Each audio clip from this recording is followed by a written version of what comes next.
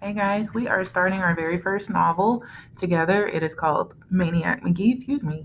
It is by the very famous Jerry Spinelli. It is a Caldecott, I'm sorry, no, a Newbery Award winner.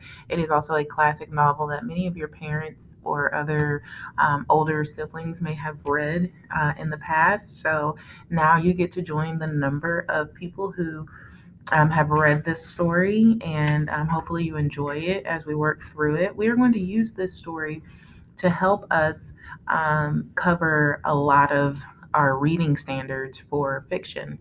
So, we have been working on metacognition, main idea, supporting details. We've done some writing activities, and this story is going to help us continue our work with things such as main idea, summarizing, inferring, and also some written skills as well, some vocabulary. So we're going to accomplish a lot with this text. If you do not have a copy of the book, it is totally fine.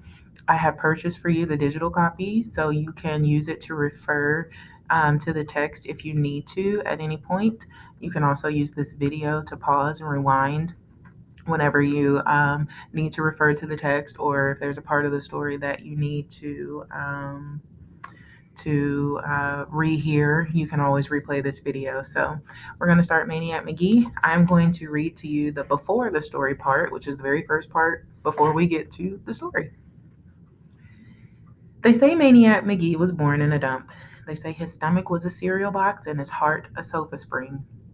And they say he kept an 8-inch cockroach roach on a leash and that rat stood guards over him while he slept. They say if you knew he was coming and you sprinkled salt on the ground and he ran over it, within 2 or 3 blocks he would be as slow as everybody else. They say. What's true? What's myth?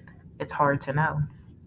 Finsterwald's gone now, yet even today you'll never find a kid sitting on the steps where he once lived.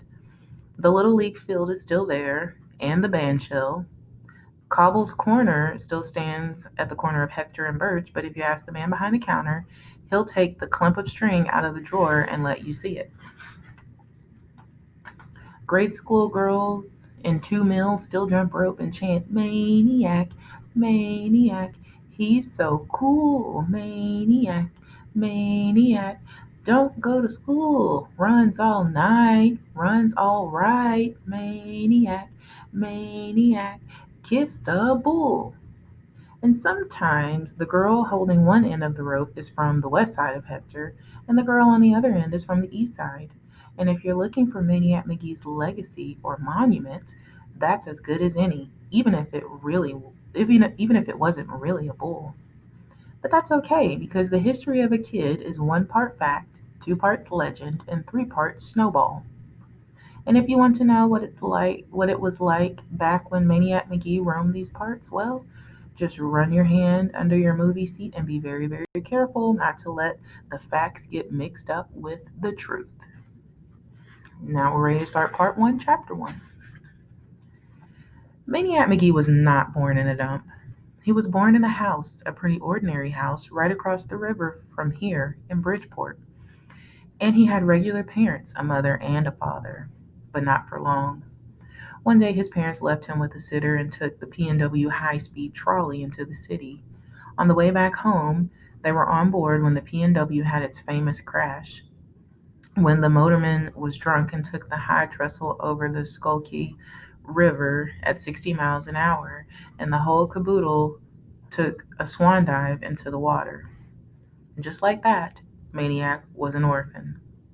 He was 3 years old. Of course, to be accurate, he wasn't really Maniac then. He was Jeffrey Lionel McGee. Little Jeffrey was shipped off to his nearest relatives, Aunt Dot and Uncle Dan. They lived in Hollidaysburg in the western part of Pennsylvania. Aunt Dot and Uncle Dan hated each other, but because they were strict Catholics, they wouldn't get a divorce. Around the time Jeffrey arrived, they stopped talking to each other. Then they stopped sharing.